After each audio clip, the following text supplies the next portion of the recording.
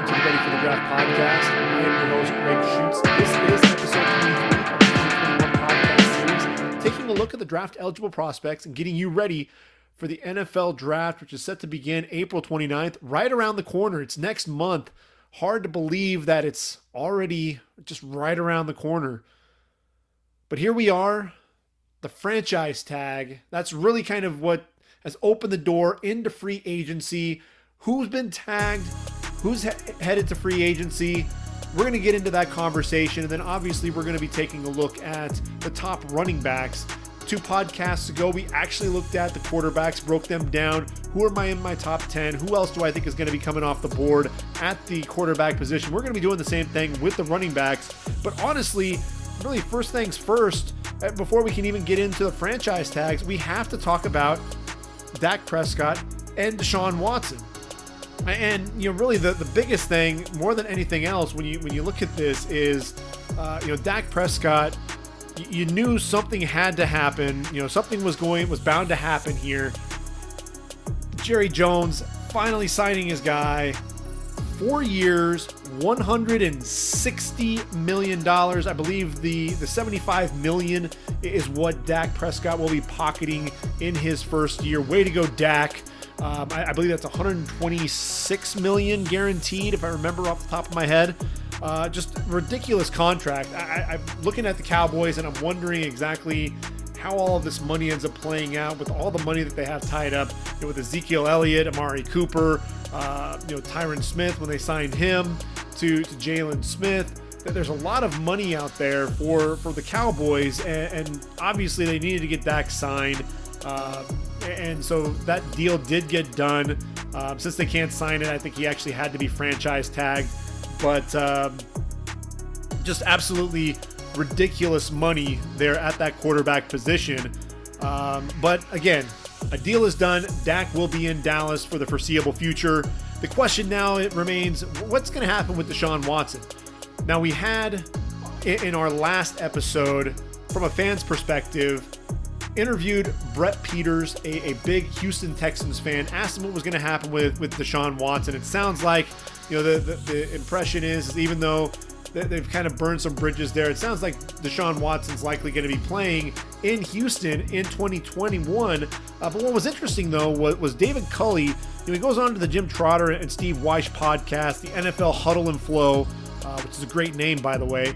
And, he said that, hey, look, we need somebody who's going to be all in with this franchise. And it made it really sound like, Deshaun Watson might be on his way out. But by the time he has a press conference, they ask him about Deshaun Watson's status. And he says, look, we're all in on him. We're committed to Deshaun Watson. He's a Houston Texan. He's the only quarterback right now under contract.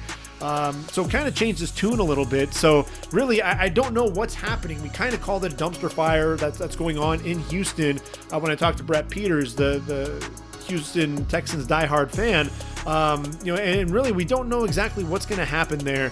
And we talked about the fact that it's difficult to really bring free agents into Houston right now, just because of everything that's going on, how the Deshaun Watson situation was handled.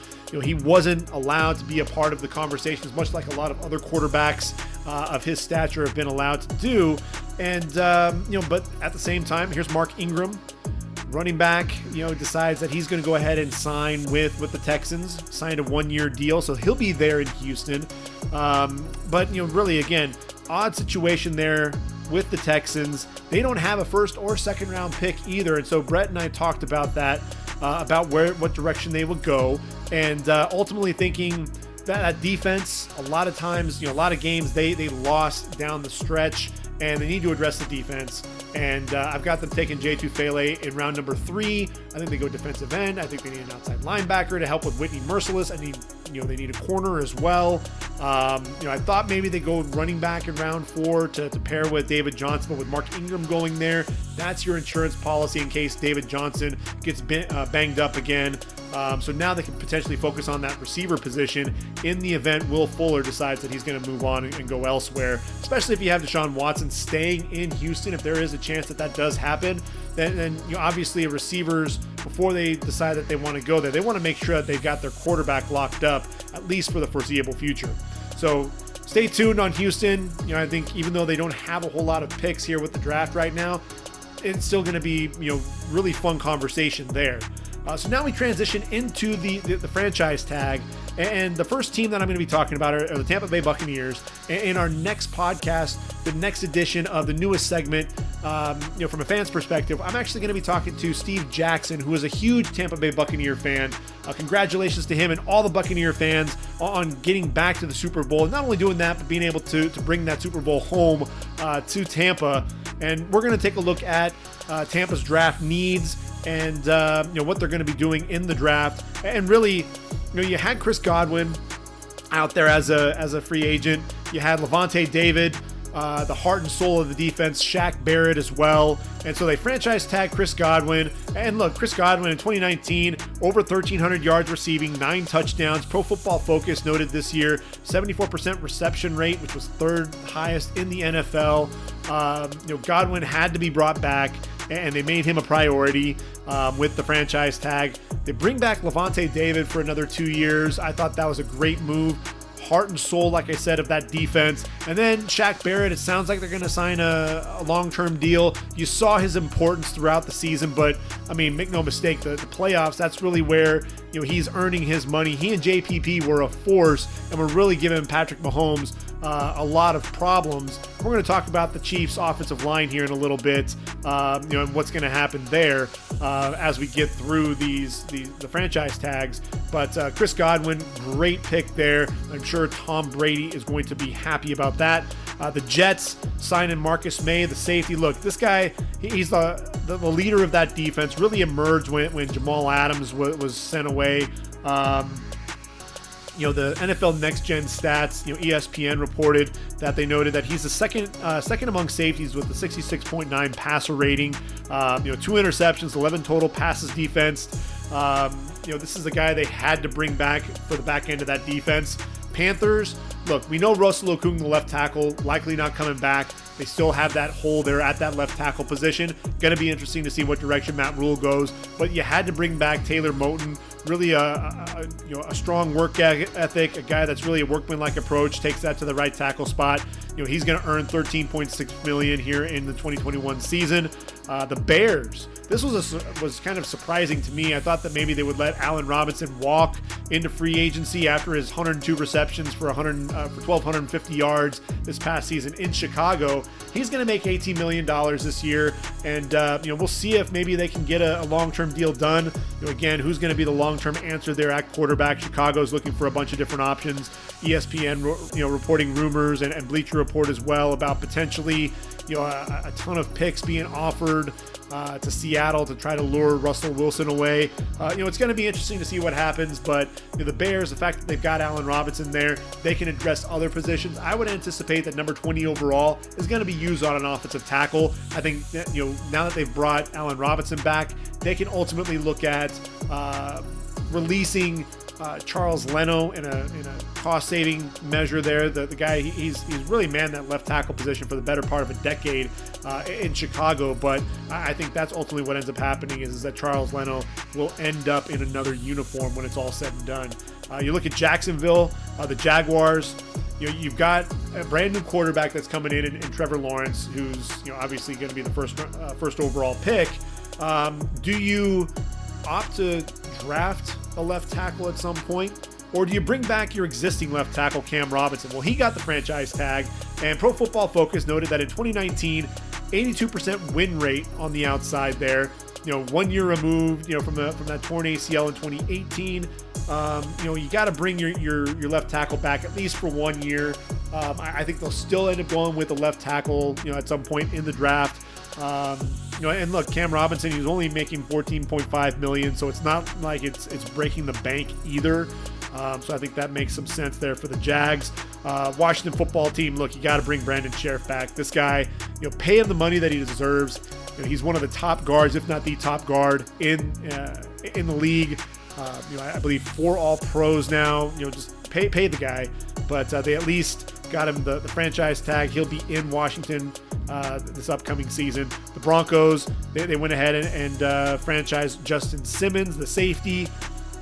This is a guy they needed to bring back. There was going to be a huge hole in the secondary had they not franchise tag Justin Simmons. It'll be interesting to see if they do end up getting a long-term deal done. Giants, I think they will get a long-term deal done with Leonard Williams. I mean, come on, 11 and a half sacks, over 30 quarterback hits, 41 pressures in his first year there with the Giants. Those numbers brought to you by Pro Football Focus. Look, Leonard Williams, you got to really, has come into his own there with the Giants. Never really lived up to the billing as a top 10 pick. He did have 7 sacks in his second year there with the Jets, but really kind of resurrected his career, and now he's a guy to really watch out for there in the NFC East. Saints get Marcus Williams back, the ball hawk. Look, 14 interceptions in the last 4 years. You bring your safety back there to pair with Malcolm Jenkins again. If anything, you target an eventual replacement for Malcolm Jenkins at some point in the draft this year. So I mentioned, outside of the franchise tags, that we had a signing of Mark Ingram to the Texans, a 1-year deal, Lavonte David being re-signed. But Matt Milano, this was huge. I thought Matt Milano was going to test the free agent market, see if he can make some money out there. He was going to command top dollar as one of the best young linebackers in the league. And instead he signs a 4-year, $44 million deal to stay with the Buffalo Bills. So he gets to play alongside Tremaine Edmonds, and really I think this might actually be the best decision for him, getting to play with Sean McDermott. You can tell that he's building something there. Clearly something's working in Buffalo, and Matt Milano definitely wants to be a part of that.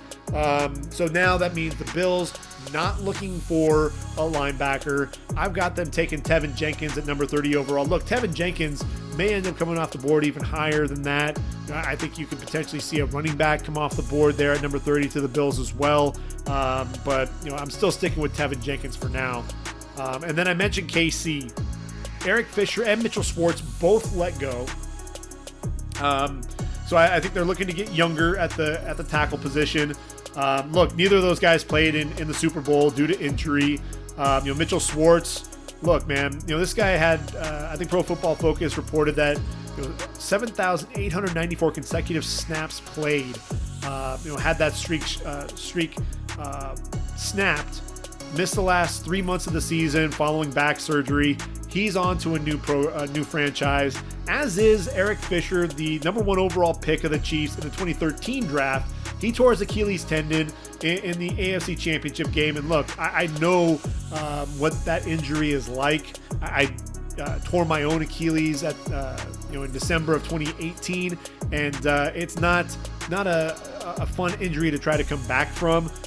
So I know that there are some concerns just up front with the Chiefs' offensive line in general without those two guys. But look, when you needed them down the stretch, you needed to protect Patrick Mahomes. These guys weren't there, and now that they're getting older, that's really going to start being a concern. Is how durable are they going to be? Chiefs let them go. That also, it's a cost savings measure as well, because you're looking at nearly $20 million in salary that the Chiefs are saving by letting the two of them go. So it's really interesting, with Kansas City. I think they're going to end up going with the tackle in round 2. I'm eyeing Dylan Radins out of North Dakota State. He may come off the board earlier. I think KC may end up looking to trade up to land their offensive tackle. They could sit there at 63, potentially get Liam Eichenberg. I think Eichenberg may end up coming off the board earlier as well. Do they roll the dice, and just wait to see which tackle is available, or do they try to trade up and get one of those guys, which I think is going to be that, part of that next tier of offensive linemen? I think that's really something to keep an eye on there for the Chiefs. Got to protect Patrick Mahomes. We saw that in the Super Bowl, what happens when guys like Shaq Barrett and JPP get to tee off on the quarterback. So what does that mean, when it comes to the draft and free agency? Well, here's a list of guys that are going to be out there that weren't franchised. Jameis Winston at quarterback. I think he's going to end up coming back to the Saints. I think, if Drew Brees is retiring, it sounds like he might be, although he's doing some crazy workouts, looking like he may end up coming back. I think they need at least a stopgap for a year. Get Jameis, and see what happens there. If he can cut down on the interceptions, he may have something. Aaron Jones, Green Bay did not bring him back. And look, I think the Packers had a plan. They always have a plan. They're planning for the future. You see that with Jordan Love. They were planning for the future when they drafted A.J. Dillon in the second round. And so I think, they're going to probably roll with Jamal Williams and A.J. Dillon. And, Aaron Jones, look, the Miami Dolphins, the Pittsburgh Steelers, Arizona Cardinals, they all need, running backs. And so I could see Aaron Jones going to one of those teams, which, that absolutely is going to affect the draft overall. Miami sitting there at 18, they don't have to worry about taking Najee Harris at that point. They can end up going linebacker, which is a definite need for them. And then I think, the Jets, if they ended up going after Aaron Jones and they land him, they obviously could use that 23 overall pick either on an edge rusher, a defensive end, or on a receiver. And same thing with the Steelers. Sitting there at 24, right now I've got them taking Najee Harris. If they end up going Aaron Jones and get that running back in there, then look, they could go in a number of other directions. They've got question marks all along the offensive line. Edge rusher Bud Dupree, is he coming back? It gives them some more options if they do end up signing that running back. At the receiver position, look, Kenny Golladay was not franchised by Detroit. He's entering free agency. I think that's, all signs to me are pointing for the Lions taking Jamar Chase at number 7 overall. Corey Davis, Tennessee, he's gone. I think he's going to garner a lot of consideration. There are teams out there that need wideouts. I think the Jets are going to be keeping an eye on him. I think Miami will keep an eye on him as well. A lot of these teams that we're talking about that need receivers, Corey Davis will be on the radar. Hey, look, Arizona, they already have DeAndre Hopkins. You pair him with Corey Davis, that'd really be interesting as well. Juju Smith-Schuster, I think he's destined to go to the Jets. That makes a ton of sense. Potentially reunite him with Sam Darnold if he stays there in New York. And then Will Fuller, the speedster on the outside, not coming back to Houston. All signs are saying that. Tight end position is going to be interesting. I don't think it's a huge draft outside of Kyle Pitts and a couple of others. It's really a top-heavy draft in terms of the tight end position. You've got Kyle Pitts, you've got Pat Freiermuth, Brevin Jordan, Hunter Long, and possibly Tommy Tremble might throw him in there. And then after that, a lot of guys that are going to be mid to late round picks. So Hunter Henry, Jonnu Smith, Kyle Rudolph was let go by the Vikings. Those are going to be guys that teams will start targeting. And I think you get a guy like Hunter Henry. If he can stay healthy, he and Jonnu Smith are two guys that you really want to keep an eye on. Offensive line, Trent Williams. Where does he go? Does he go back to the Niners? Does he go to Washington? Does he go, where does Trent Williams end up? That's going to be interesting. Joe Thuney, New England let him walk. He's going to garner, some consideration there for one of the highest paid guards. Corey Linsley, the Packers are going to be looking for a center with Linsley moving on as well. Edge rushers, I already mentioned Bud Dupree. Shaq Barrett looks like he's going back to Tampa, which then means Yannick Ngakoue, Trey Hendrickson. He's going to garner, some consideration there for a high contract. Carl Lawson's going to be that next tier edge rusher, but somebody who I think, could end up being a really nice value for a team and a guy that's going to end up giving you a ton of effort out there. Defensive tackle, you got Sheldon Rankins. Linebacker, Quan Alexander. Corner, Janoris Jenkins. Man, I see a theme there. Those are all Saints. Saints letting a lot of those guys go. I think you're going to see them take potentially a linebacker in round number 1. You'll probably see them take a corner or a defensive tackle in round 2. And then vice versa there in round number 3. Shaq Griffin there in Seattle. He wasn't franchise tagged, neither he nor Chris Carson, the running back. So I think you're going to definitely see Seattle targeting a corner at some point. They don't have a first-round pick. I think that second-round pick needs to be used on an offensive lineman. So I think you're looking at a third-round corner. I think they'll hit the cornerback free agent market heavy. But I think getting a third-round corner, they're lucky that there's a really strong cornerback class in this draft. You can get a guy that could be a starter there in round number 3. And then at safety, the Rams rolling the dice at safety. John Johnson III. He's leaving. More than likely, I don't see him coming back. The Raiders could potentially target either him or Anthony Harris, who's not going to be with the Vikings. It'll be interesting to see how all of this plays out from a free agency standpoint. So the whole complexion of the draft is going to change as these guys get signed. So a lot of the forecasting right now, looking at things, saying, well, this guy, the team really needs a safety until they sign John Johnson. Okay, well now, you're no longer targeting that safety in the first 2 days of the draft. So it's going to be interesting to see how everything plays out for sure. So, that's really, you wait for free agency, you wait to really see what happens. And, now that we're in the fold, if you will, I think you're going to really be seeing, draft boards change as things go with free agency. So now we're going to pivot to the running back position, and we're going to talk about my top 10 and other guys to watch out for. And I think really with that running back spot, look, over the last 5 years, 23 running backs have been drafted, and last season only 16 running backs. You remember, Clyde Edwards-Helaire was the only running back taken, number 32 overall. DeAndre Swift going to the Lions. Jonathan Taylor looks like a steal. He and Cam Akers in round 2. J.K. Dobbins as well. A.J. Dillon, I think, is going to be nice there with the Packers. Zach Moss having a decent year there with the Bills. I think Darrington Evans is going to get more playing time with the Titans. Joshua Kelly did well in stints there for the Chargers. Keyshawn Vaughn could potentially, play a role there with the Bucs. I'll be talking about that with Steve Jackson. What happens with Leonard Fournette and Shady McCoy. You got Keyshawn Vaughn. Is that going to be enough to have them pivot and go elsewhere? Look, 23 running backs is kind of the average. I'm looking at this year's draft. I could see as many as 20, 26, 27 backs taken in this draft, which would be the most since 2017 when 30 running backs came off the board. It's really going to be interesting to see how everything plays out. We haven't had multiple running backs come off the board since 2018 when we had 3. If you recall, that's the year that Saquon Barkley, Rashad Penny, and Sony Michel all came off the board. Penny and Michel were more of a surprise at the end of round number 1.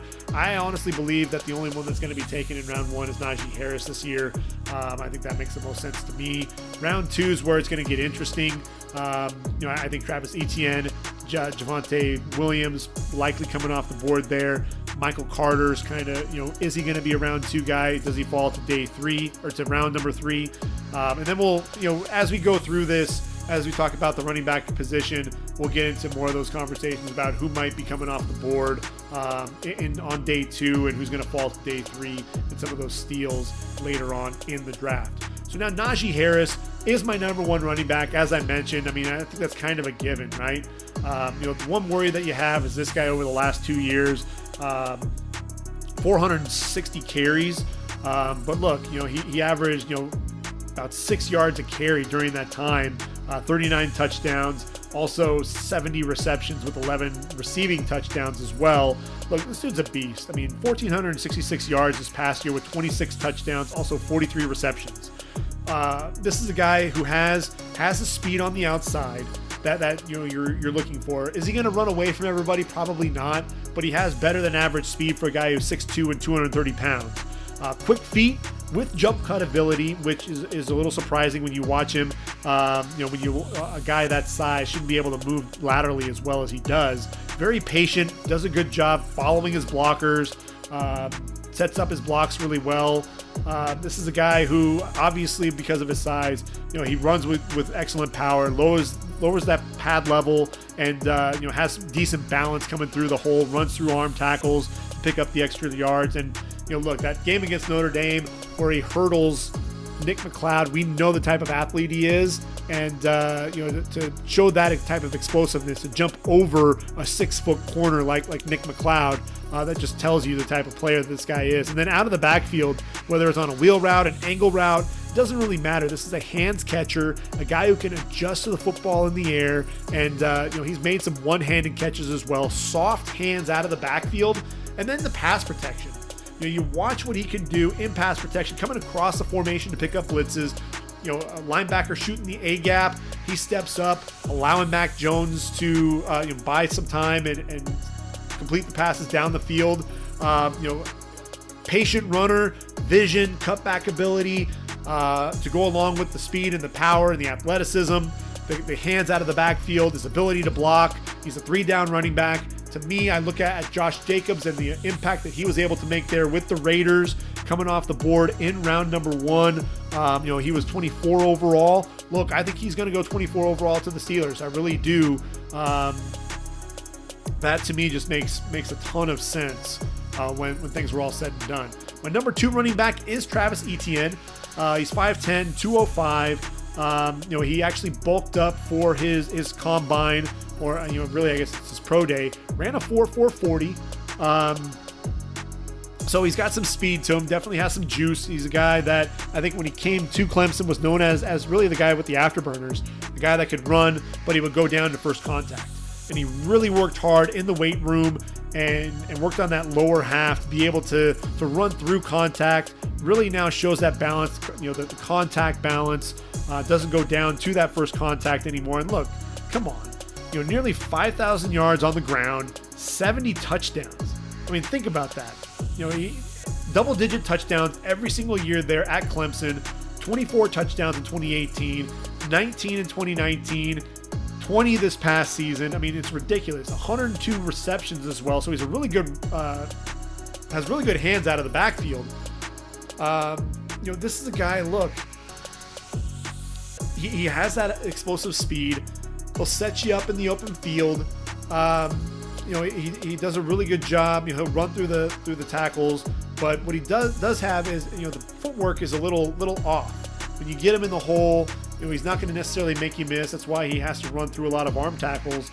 At one point, when you look at him, they talked about him at the beginning of the year. 5.1 yards after contact on his total of 7.8 yards per carry. So really, you're looking at 2.7 yards per carry, and then 5.1 after the initial hit. So a guy who I think you get him in the open field, you allow him in space to make plays, but if you get him in tight quarters and ask him to make those lateral cuts or use some of that footwork in between the tackles, that's where I think he's going to struggle. I think he also kind of throws his weight around a little bit, or just kind of throws his body at defenders in pass protection. There was a play against Pittsburgh where Phil Campbell, the linebacker, was blitzing off the edge, didn't square up, just kind of got in the way, and Campbell got off, just ran right by him, got in on the sack with Patrick Jones II. And there was another play where he kind of threw his shoulder into a linebacker earlier in the year, ultimately picked up the block, and it was against Wake Forest, picked up the linebacker, but look, he's throwing his shoulder in, he's not really squaring the guy up, and so I think he still has some work to do as a pass blocker. But I'm looking at him still in the top half of round number 2. I think you're looking at some teams. Look, the Falcons need help at the running back position. Todd Gurley is not going to be their answer long term. I mentioned the Jets. I mentioned Miami potentially. And again, Carolina might need a back to spell. Christian McCaffrey coming back from injury. Arizona is also going to need a running back. They've got Kenyon Drake, who's a free agent. What's going to happen there, even if he does come back? Chase Edmonds is a nice complimentary back, but you need somebody who can kind of shoulder the load a little bit. And Travis Etienne can be that 3-down back because of his hands out of the backfield. I think he comes off the board sometime in round 2.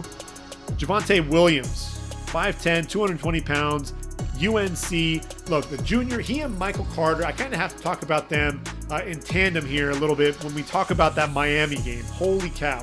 Michael Carter, he's 5'8", 199.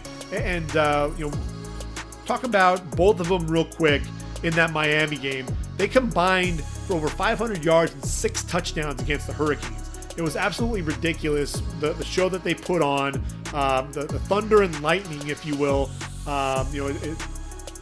Michael Carter, obviously the lightning to Javonte Williams' thunder. But now back to just Javonte Williams. look, he had over 900 yards as a sophomore in 2019, comes in as a junior, over 1,100 yards, averaged 7.3 yards per carry, 19 touchdowns, so that nose for the end zone, has 50 receptions in his 3 years there with the Tar Heels, scored 4 touchdowns as well. This is a guy, he has a powerful lower half, keeps that leg drive, powering for extra yards, does a really good job putting his foot in the ground and getting north and south. So he's patient, waits for those blockers, and then shoots through the hole, can make guys miss in the open field. He'll shake defenders, run through tackles. But then he also has some speed to the edge. It was really interesting, running into the boundary. The North Carolina love to run into the boundary a lot of times. And this is a guy who was showing speed to get to the edge and down the sideline, in those tight quarters. You'll hear me talk a lot about, contact balance, and a lot of these running backs have just that.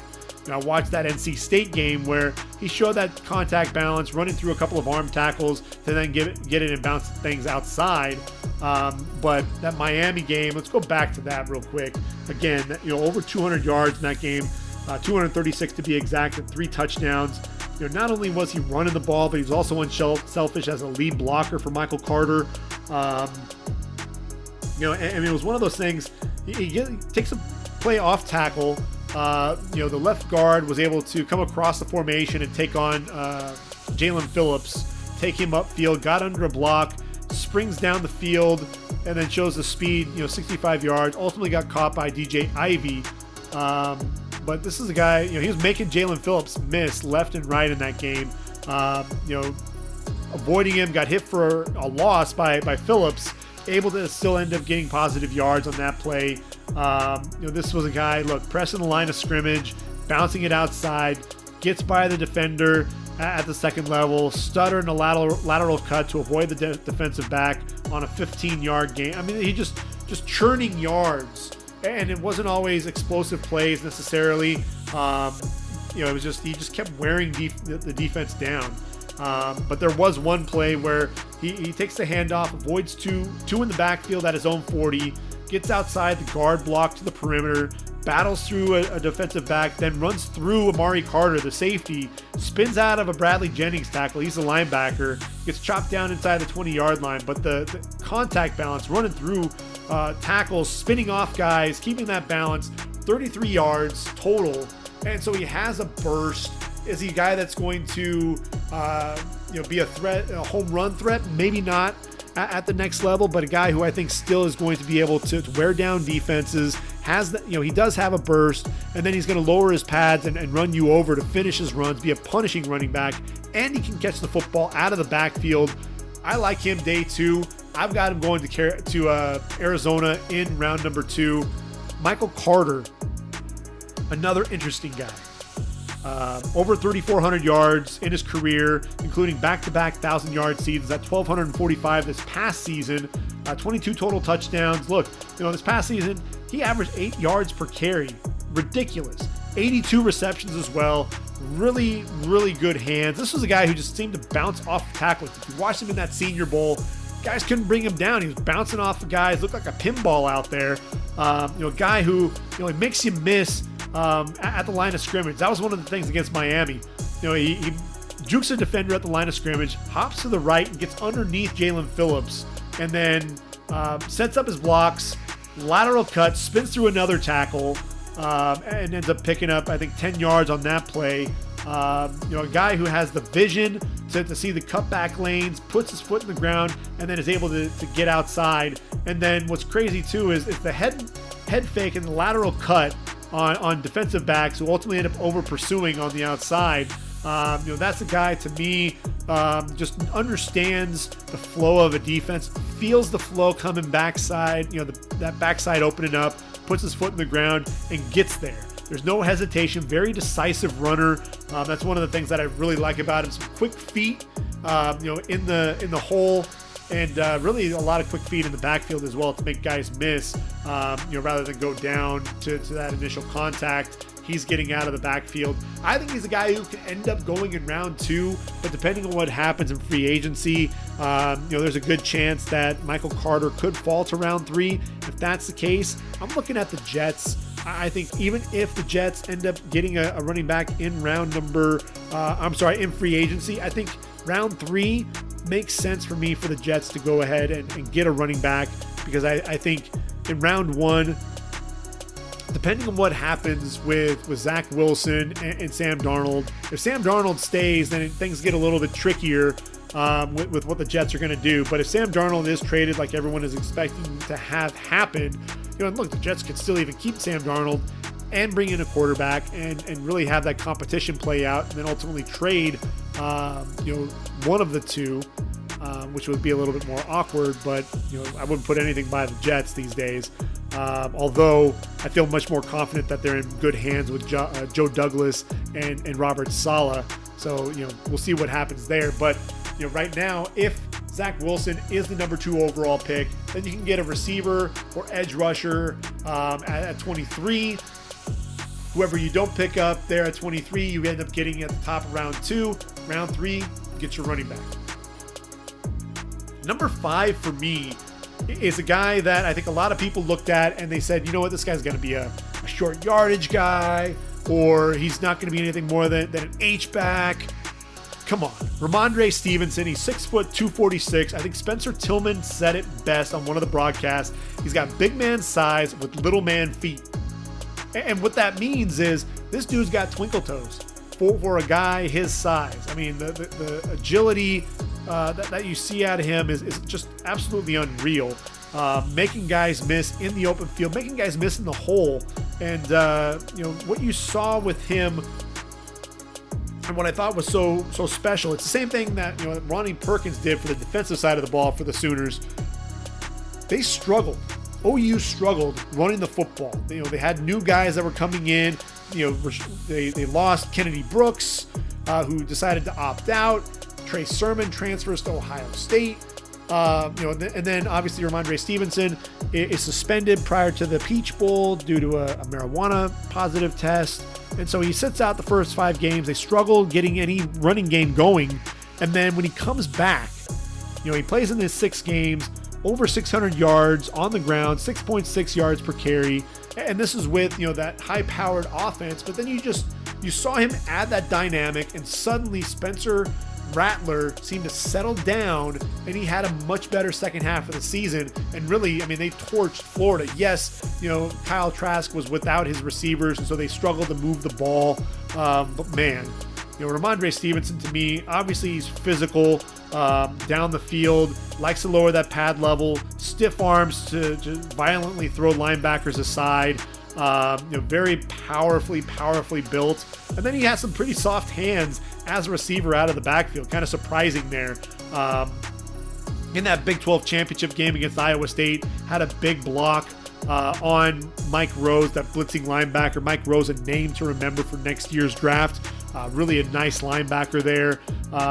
But picks up that blitz. And so obviously a guy that can hold up in pass protection. You saw him there at the Senior Bowl, catching the ball out of the backfield, also stepping up in pass protection. So I think he's fine there. But look, you put on the game film, you're going to see vision to see the cutback lanes, and then the feet to allow him to get there in a hurry. And then once he gets north and south, he's so tough to bring down. I'm a big Rhamondre Stevenson fan. I honestly think that he's going to end up coming off the board round 4. I've got him going to the Niners. Niners really need to figure out what they're doing at the running back position. They got a lot of guys, Tevin Coleman, Jerick McKinnon. What are you really going to have? Bring in Rhamondre Stevenson and let him go to work. After that, how about Trey Sermon out of Ohio State? Another guy who I think is going to come off the board day 3, round number 4, 6 foot 215. And look, at OU, he rushed for over 2,000 yards. 22 touchdowns, including 13 as a sophomore, but he was splitting time with a lot of backs there. And ultimately he wanted to be the guy. He goes to Ohio State, and he didn't really get to be the guy there at Ohio State because Master Teague was the guy in front of him. I think he was kind of struggling to find his way a little bit. How is he going to fit into the offense? And then Master Teague goes down to injury, and Trey Sermon blows up. And really, I think that was the first time that everyone really got to say, okay, this is truly what Trey Sermon can do. Against Northwestern in that Big Ten championship, 29 carries, 331 yards, 2 touchdowns, 11.4 yards per carry. And before that, that game before that against Michigan State, 10 carries, 112 yards, which is 11.2 yards per carry, scores a touchdown in that game. And then against Clemson, 31 carries, 193 yards, 6.2 yards per carry there, and a touchdown. Also have 4 receptions for 61 yards. In that national title game against Bama, you just wonder what Ohio State could have done from a ball control perspective had he not gotten injured. Had that 1 carry, goes out for the remainder of the game, and Ohio State really couldn't recover. Really more one-dimensional than anything else, and it's kind of a shame. This is a guy who has a ton of power, nice vision to see those cutback lanes. He likes to get downhill in a hurry, has a nice lateral cut ability against that Michigan State Spartan defense.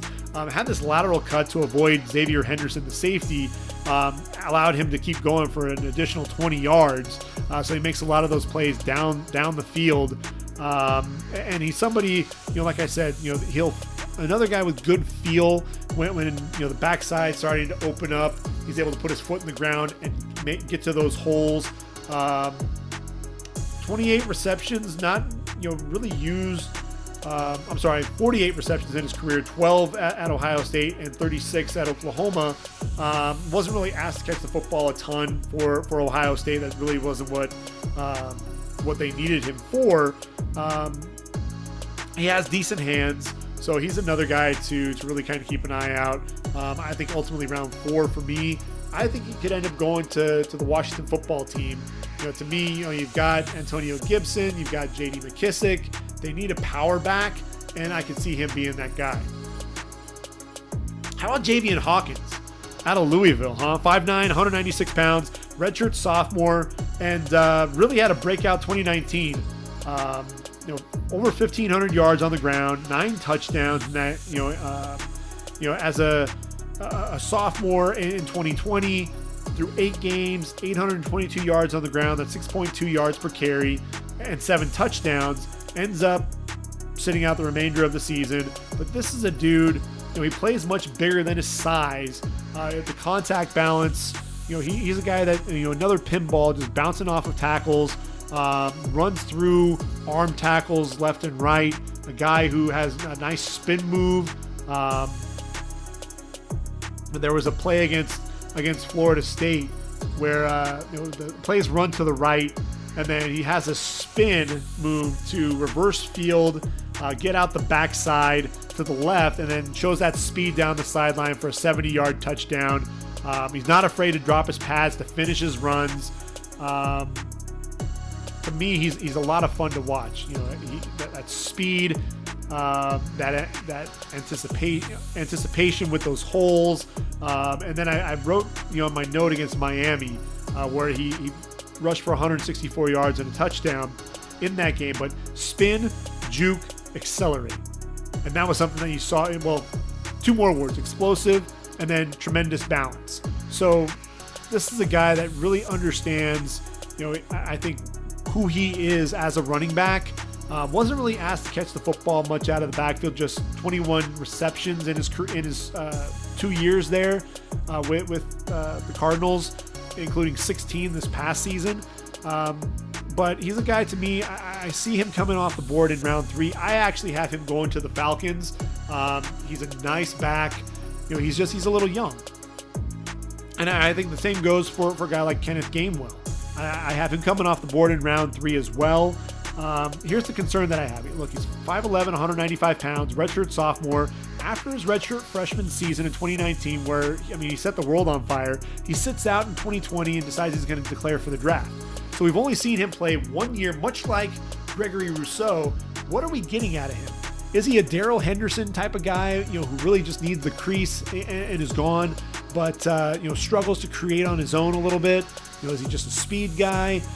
Is he more of an Antonio Gibson, a guy who's going to work hard, running back and receiver? Look, Gainwell in that redshirt freshman season, he was impressive. 1,459 yards, 13 touchdowns, also had 51 receptions, averaged 12 yards per reception for the Tigers. Look, all he needed was a crease, and he would hit it.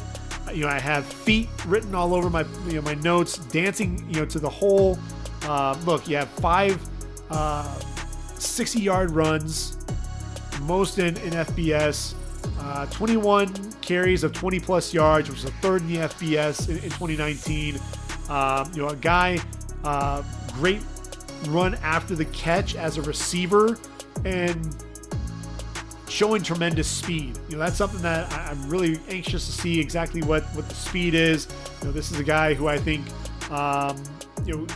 really comfortable in round number 3. Again, I'm a little nervous whenever, you've got a guy who only 1 year under his belt, but look, he only has 235 total carries. So there's not a ton of wear on those legs. You just wonder, is he going to be able to duplicate that type of effort that he put out there for the Tigers? And look, those running backs, Darrell Henderson, he's not too far removed from Darrell Henderson and his, I believe it was like 17 or 1900 yards on the ground, something insane like that. So is he a product of the system, or is he going to be a guy that's really going to be able to showcase his talent there at the next level? That's going to be a huge question mark for me. Khalil Herbert. He's a guy who's an interesting running back because he was kind of the forgotten guy there at Kansas. Everyone talked about Puka Williams being the explosive back. Khalil Herbert, in 4 years there at KU, rushes for 1,735 yards. He did score 14 touchdowns in his 4 seasons there with the Jayhawks.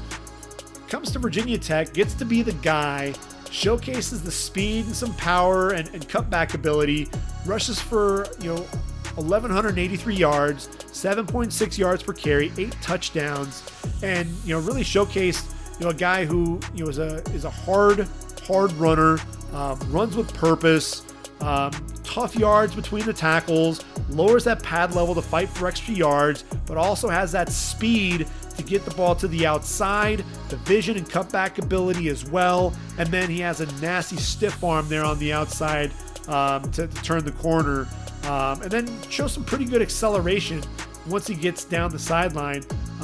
Patient runner. He's 5'9", 205, powerfully built. He's a guy, to me, I have him going to Carolina in round 4. Let him spell Christian McCaffrey. I think that'd be a nice pickup there.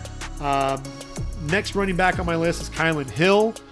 So if you're scoring at home, we've gone through Najee Harris, Travis Etienne, Javonte Williams, Michael Carter, Rhamondre Stevenson, Trey Sermon, Javian Hawkins, Kenneth Gainwell, and Khalil Herbert. So Kylin Hill, that's running back number 10. And he's a guy that I think is underrated. I think people are forgetting about him. 5'11", 215 out of Mississippi State. And look, this was a guy who was the only SEC player in 2019 to rush for over 1,300 yards and have 10 plus touchdowns. And so I think that's something that's meaningful. 8 100-yard rush games in 2019 in Joe Moorhead's offense. And then in 2020, look, this is a guy who was able to adjust his style of play, playing for Mike Leach and an air raid offense through just 3 games with the Bulldogs, 23 receptions. Think about that. I mean, this is a guy, prior to that, in his first 3 seasons there at Starkville, he had 44 receptions, and now through just 3 games, 23 catches. And so Kylin Hill, to me, showcased that he can be a 3-down back. And I think the other thing, too, is he's really good in pass protection. You see him coming across the formation. Another guy that understands, blitz pickup and can protect that quarterback. He's 5'11", 215, runs with power, has some speed as well, has that vision to bounce the ball outside and take off down the sideline. I'm a big fan of Kylin Hill. He's a guy to watch out for in the middle rounds, 4th, 5th round range, but a guy who I think can end up being a bell cow, much like he proved there for Mississippi State. After that, there's some interesting backs. Obviously, a guy like Jaret Patterson out of Buffalo. He's 5'9", 195 pounds. When a guy rushes for nearly 3,900 yards in 3 seasons, including 1,799 in 2019, has 52 touchdowns to his name, Through 6 games in 2020, he's rushed for over 1,000 yards and 19 touchdowns. Back-to-back seasons with 19 yards, and his second season with the 19 touchdowns was just in 6 games. And yet we're not talking about him at the top of the draft. It's kind of crazy when you think about it from a production standpoint and what this guy was able to do. You don't see him being the speed burner, a guy that's going to necessarily run by you. He's not the biggest back, so he's not necessarily going to run over you. But still, he managed to put up 409 yards and 8 touchdowns against Kent State. Yes, I know it's the Golden Flashes, but still, when you're talking about 409 yards and 8 touchdowns, 1 game removed from putting up 301 yards and 4 touchdowns against Bowling Green. You want to talk about production. You want to talk about a guy who was consistently great for Buffalo. That was Jaret Patterson. You always wanted to put on the film and see what number 26 was going to do. Yes, he shared the backfield with Kevin Marks, and Kevin Marks at times looked to be the more explosive back. But this dude, come on. He didn't really catch the football out of the backfield, and I think that's what's going to hurt his draft stock more than anything else. But when I think of Jaret Patterson, I think of the footwork. I think of his ability, the jump cuts. Jump cut after jump cut. He'll put a couple of jump cuts together to get to the outside, make guys miss in the open field, really extending his plays, really good, nice, quick feet. For the guy, he's very patient. He'll wait for that hole to develop, put his foot in the ground, get there in a hurry. A lot of his cuts, he's not wasting any movement. No real loss of momentum either. There's even some basketball jump cuts. Made a guy miss in the Ball State MAC championship game. They called it out on the broadcast. It looked like a basketball move to ultimately pivot and jump cut. Fastest guy in school history to 3,000 yards. A guy who's going to be a thumper of sorts, coming downhill a little bit, can shake you, make you miss in the hole with those lateral cuts and the nice footwork. I don't know what his fit is at the next level. I don't think he's going to be the bell cow. He shared the backfield with Kevin Marks, like I said, with the Buffalo Bulls. Still ended up carrying the ball 636 times in his 3 years. So, a lot of wear on those legs in just 3 seasons. But still a guy I think is going to be a middle round guy. He'll share the backfield with someone, but I think he's a guy still to keep an eye out for as one of those backs that could surprise. Chuba Hubbard, one of the more polarizing of our running backs, 6 foot, 208 pounds, and the junior, if you talk to Oklahoma State fans like I did with Brett Peters in my last podcast, Oklahoma State fans love this guy. Brett said, he should be a 1st or 2nd round pick. He was battled injuries in 2020, but look at what he did in 2019. Over 2,000 yards on the ground, 21 touchdowns, also had 23 receptions on the year as well. A guy, all you need is a crease, and he's going to take off down the field. Very explosive running back. So why is nobody talking about it? It's like he fell off, and suddenly nobody's really wanting to talk up Chuba Hubbard. It's one of those things that's really weird when you look at Oklahoma State. Before him, it was Justice Hill. Justice Hill then didn't get his ton of playing time when Chuba Hubbard was coming up. And then Chuba Hubbard is there, but then L.D. Brown, Desmond Jackson, didn't matter who Mike Gundy had there at the running back position. They were running the ball well behind that offensive line. There's a reason why Tevin Jenkins is going to be a 1st round pick.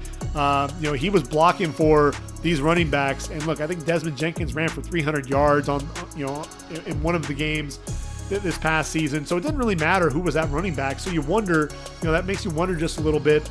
You watched him against Iowa State. This was the guy who had Jake Hummel, who's a decent linebacker, more of a guy that's going to play downhill, but he still wasn't able to shake him and make him miss on the outside. Makes you worry a little bit. When you get him into space, I think that's where he's at his best. But if you've got him either between the tackles, in tight quarters, trying to get to the corner and to the edge, he struggles to make guys miss, really struggles to create. And that's one of the things when that offensive line wasn't in their groove to start out the season, he struggled. You watched him against Zaven Collins, struggled to block Zaven Collins on a quarterback rollout, and Collins shed that block, got to the sideline, able to drop the running back for a sack. Zaven Collins is a reason why, I fell in love with the guy watching him in this game. He was already on my radar, and I really liked him, playing, last season, but this past season, man, we watched him, how he was able to handle Chuba Hubbard. And again, I think Zaven Collins is a first-round pick in my book. So that's not, a slight at all on Chuba's part. But, look, took a screen, dropped in the open field for loss, couldn't make Zaven Collins miss. So that's really one of the things that you worry about. Yes, he's a guy, all you need is a crease. He's going to be able to take that football and take off with it. There was a play against Iowa State where he was kind of bottled up and then ultimately reverses field, able to accelerate, run by guys for a 30-yard touchdown. And, that explosiveness is absolutely there, but you worry if he's just more of a guy that's, you give him a crease, let him go, but not really a guy that's going to run for a ton of power. I think if you tackle him high, especially if he's got that momentum going, he's going to be a guy that's going to be difficult to bring down, but he's a guy that he needs some of that space to allow him to go. And so that's why I think it's going to hurt him. I think he's going to fall to the middle rounds because of that. Jermar Jefferson out of Oregon State is an interesting guy. He's 5'10", 208 pounds. As a freshman coming in there for the Beavers, over 1,300 yards on the ground, 25 receptions, 12 total touchdowns.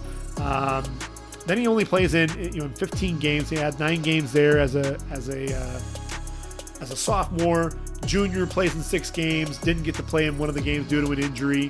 And a guy that I think people weren't really expecting him to have the type of explosiveness that he showcased in that Oregon game. He wasn't running away from guys, but then you watch him, the 82-yard touchdown on their opening possession, takes the ball off tackle, cuts it up to the outside through traffic, ends up coming out the other side, and then he runs away from the Ducks defense on an 8-man front.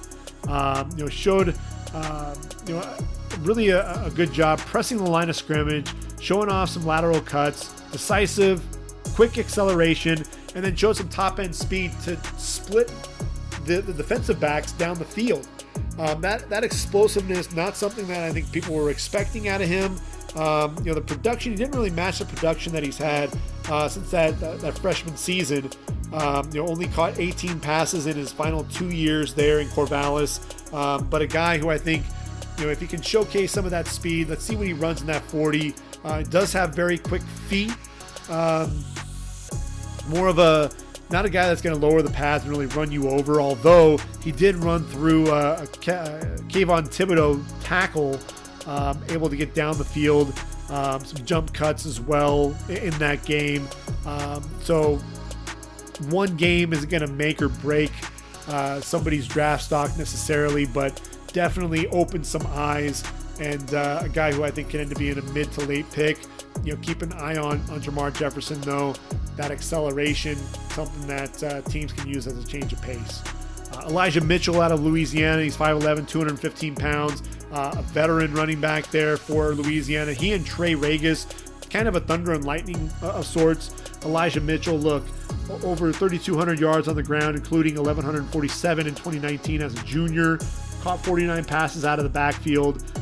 He was kind of the versatile running back.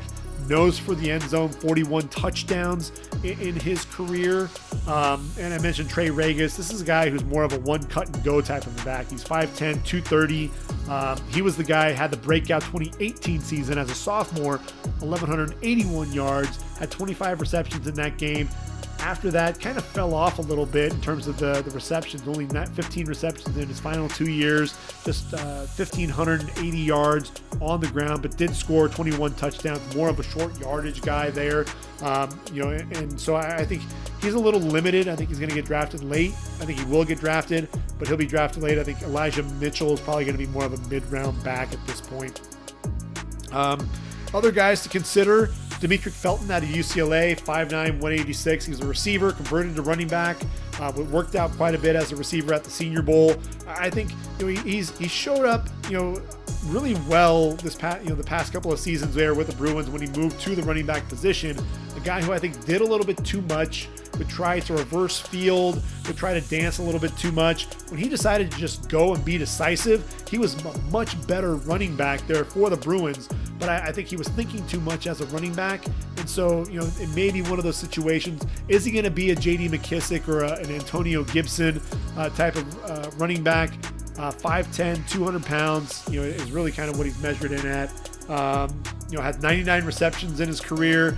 I the Patriots might be a team, or Seattle, might be a team that'll take a look at Demetric Felton in those mid to late rounds. Deion Jackson out of Duke, 6 foot, 220 pounds, really more of a power back, a guy that's just going to run through tackles. Physical dude, will run you over. 61 receptions in his career as well. So he'll be a guy to watch out for in the later rounds. I think a guy that's a little overrated is Chris Evans out of Michigan. Battled some injuries, sat out the entire 2019 season, but even before that, played in 10 games in 2018. Comes back, plays in 8 games there this past year. Just 16 carries for 73 yards. He's a big back. He can be physical, but I just don't see his game translating right now. I think the medical red flags are going to be there. He may end up being an undrafted free agent when it's all said and done. One of my sleepers to watch out for is Spencer Brown, and I'll tell you why. Spencer Brown is a guy, I think of what Kareem Hunt, what happened to him there at Toledo. He lost some weight when he came to the Senior Bowl, and he looked a lot more explosive. This is a guy who suddenly the lateral agility looked a lot quicker, a lot faster, and that's what happened with Spencer Brown. Spencer Brown was playing at about 230 plus pounds. Now he's 6 foot, 220, and looked a lot more explosive. Not much of a factor in the passing game, which is going to hurt. But look, over 4,000 yards there for the Blazers, including back-to-back seasons with at least 1,200 yards in his first 2 years there at UAB. Really a guy that the program, they were able to build around him, and Bill Clark bringing that program back, heart and soul of that team. He's the guy to me that I think could be a sleeper. Somebody who could surprise there at the next level. I think that weight loss is going to make him be a lot more effective.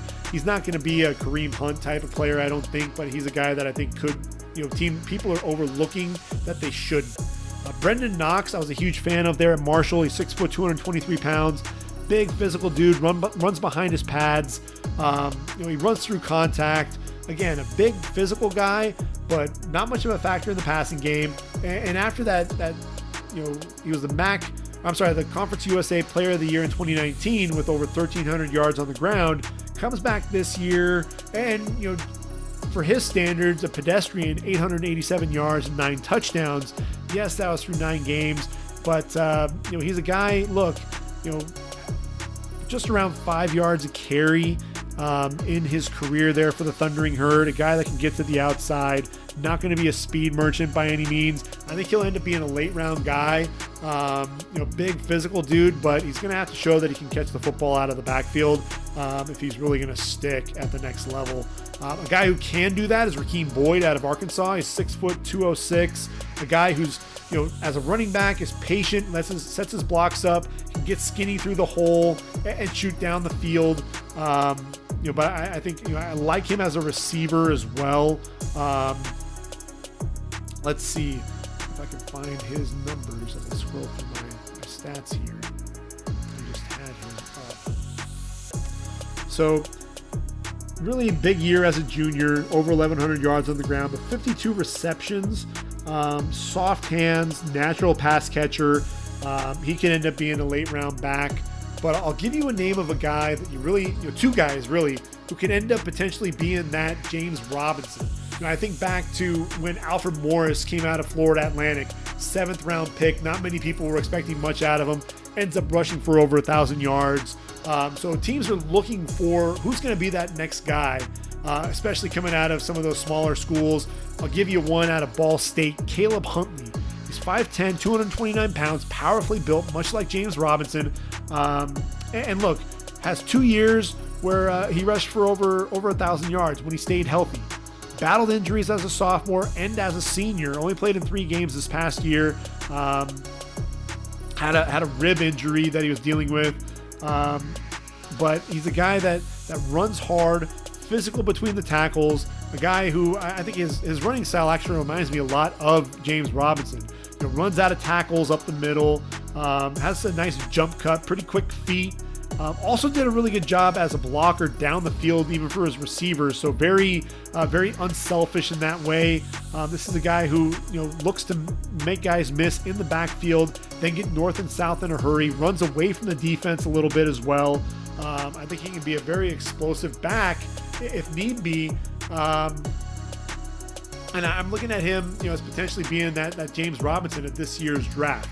One other guy to keep an eye on is going to be C.J. Marable out of Coastal Carolina. They ran that spread option offense there with the Chanticleers.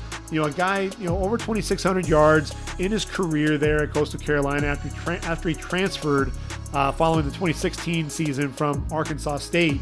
84 receptions in 3 seasons there as well. In back-to-back seasons with at least 30 catches.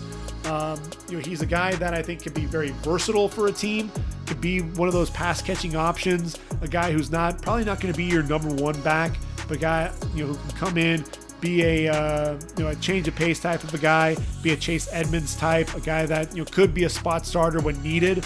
I think he's a guy to really keep an eye on there for the later rounds. Other backs to just be mindful of: Stevie Scott, a big, powerful back there out of Indiana, 6'2", 231. Would have liked to have seen him come back, especially after a season where he just averaged 3.6 yards per carry. But he can catch the football out of the backfield, evidenced by the 55 receptions for the Hoosiers, 30 touchdowns, 3 straight seasons with 10 touchdowns as a back.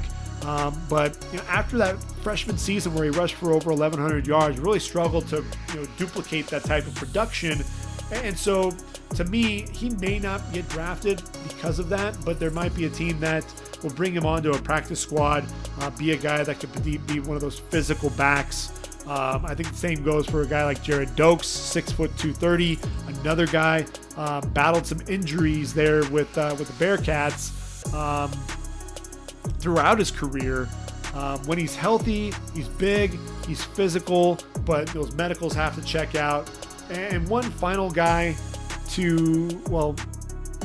out of the SEC to talk about, and then we'll talk about Puka Williams here. But AJ Rose out of Kentucky, 6 foot 214. And this is a guy, this past season, 6.3 yards per carry. A guy who's big and physical, and I thought he got better as the season went along. There for the Wildcats, ran behind a really nice line as well. He's somebody to potentially keep an eye on as a sleeper in the later rounds. And then there's Puka Williams. Look, he's 5'10", 170, the junior, explosive back-to-back, 1,000-yard seasons there for Kansas. Big reason why, like I said, Khalil Herbert ended up transferring as a grad transfer, and had 60 catches out of the backfield in his first 2 seasons. Only played him 4 games in 2020, and he's so slight. You wonder about him in the backfield. Is he a Nyheim Hines type of a guy, potentially being one of those receivers out of the backfield? He'll be a guy that I think mid to late rounds teams might end up looking to snatch up. I think that production, there's no question about that, but a guy who goes down easily to contact, you got to get him out into space to really allow him to make plays. But a guy who I think, because of that explosiveness, he's a guy that teams could potentially give a chance to. So those are the running backs that I think really we should be keeping an eye on here as we move about the whole pre-draft process. I'm looking forward to seeing what this running back class has to do. I think a lot of that value, like I said, outside, you're looking at a couple, obviously Najee Harris at the top. You've got 3 or 4 backs there on the second day of the draft that are going to be nice guys that could potentially be starters at the next level. And then really most of that value is going to be in that 4th to 6th round range. Running backs that, I mentioned James Robinson. He was an undrafted free agent coming out of Illinois State, and you saw the type of production that he was able to bring there for the Jaguars. And so you can't always put a premium on the running back position early on in the draft. You're really looking for some of those special guys, a Saquon Barkley type, that you can end up drafting early, but you can still wait and get guys later on. I mean, look, Jonathan Taylor looking like a steal there for Indy in round number 2, who's going to be that guy? Who's going to be the Cam Akers, the guy that really redeemed himself, had a slow-moving junior season, came back as a senior there for Florida State, really helped his draft stock, moving to round number 2, and looks like a steal there for the Rams. Who's going to be that guy that we're going to be talking about as the steal of the draft? I think we've talked about a few of them. We'll see exactly what happens. And as we work through the pro days for the combine, really get a better feel for what these guys are running, who are going to be your speed backs, who are going to be the power guys, what are guys repping out at 225, see who your strength and your strong guys are going to be. I think we've got a lot of guys who, those powerful lower bodies, the contact balance, you absolutely see that. And then, quite a few guys with decent hands coming out of the backfield. The difference is going to be that pass protection. I talked about Najee Harris. I think Kylin Hill really jumps out to me as another guy that's really good as a pass blocker. Unselfish play as well with Javonte Williams, blocked for Michael Carter and vice versa. So those are things that teams are going to be looking for as well, as they consider who they're going to be drafting at the running back position. So we're going to go ahead and call it a wrap. Be on the lookout for another podcast, episode 24. We'll be taking a look at things from a fan's perspective, talking to Steve Jackson, a Tampa Bay Buccaneer super fan. We're going to be taking a look at the Tampa Bay draft now that they've solidified Chris Godwin as with the franchise tag. They've re-signed Lavonte David. Looks like Shaq Barrett's going to be there as well. What are they targeting in round number 1? Is it going to be an edge rusher to pair with Shaq Barrett and JPP? Are you going to look up front? Potentially, Donovan Smith, Ryan Jensen. Are they going to be cap casualties? I think Jensen there in round 2. You could potentially see Quinn Miners as a potential guy coming off the board there. Yes, I said it. Another D3 guy going to Tampa. Just a few years removed from Ali Marpet showing up there in Tampa as a 61st overall pick. So it could potentially happen. Look, I think Miners may end up coming off the board, to the Steelers. So, it'll be interesting to see exactly what happens there. A lot of people think Jamin Davis is going to Tampa, but now that Lavonte David is there, I don't see that happening. Honestly, just kind of as a sneak peek, we'll have to see what Steve Jackson thinks. But I've got him going Boogie Basham there at the end of round number 1. Boogie Basham, a physical freak. Just the tremendous athleticism, bench presses over 400 pounds, squats over 700, 36-inch vertical leap, 19 sacks, 35.5 tackles for loss, much more explosive than a guy like AJ Epinesa in last year's draft. He's 6'4", 285, physical at the point of attack. If Ndamukong Suh leaves in free agency, and there's a good chance that he will, Carlos Basham can come in and take over that defensive end position.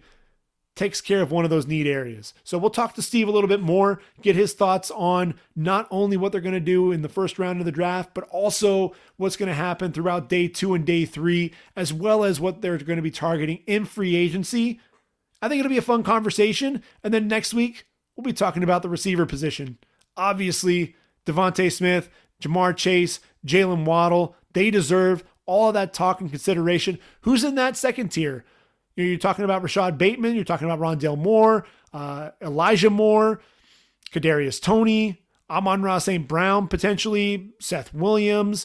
Who are going to be those receivers everyone's talking about? Who's going to be the steals on day 3? Will it be Jalen Darden? I think that's a potential as well. So a lot to cover as we ramp up and get ready for the draft. So these podcasts, like I said, are going to be coming fast and furious. Every few days, I'll be releasing another podcast, getting you ready for that NFL draft, April 29th. It's around the corner. It'll be here before you know it. I'm excited. I'm amped up. Let's go. So I'll let you go for now. For ReadyForTheDraft.com, this has been the Ready for the Draft podcast. I've been your host, Gregg Schutze. Take care, everyone. Enjoy the rest of your week. Enjoy your weekend. And until next time, I am out of here. Take care, everyone.